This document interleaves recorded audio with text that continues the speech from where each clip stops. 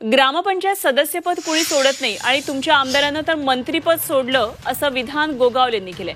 त्यामुळे त्यांनी मंत्रीपद मिळालं नसल्याची खतखत पुन्हा एकदा अप्रत्यक्षपणे बोलून दाखवली आहे। तसंच श्रीमंतांची पदं सगळेच घेतात, मात्र मी गरीब एसटीचं अध्यक्षपद स्वीकारल्याचं सुद्धा गोगावले म्हणाले।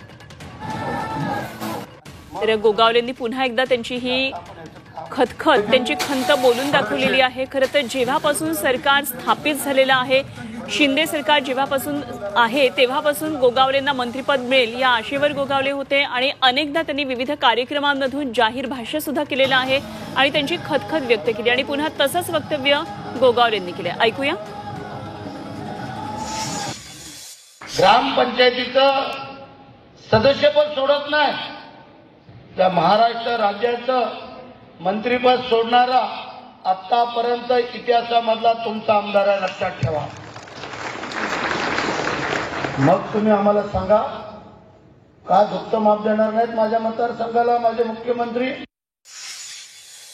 मी 3-4 दिवस थोडासा थांबलो, थोडा अभ्यास केला। श्रीमंतांची पदं सगळेच घेतात,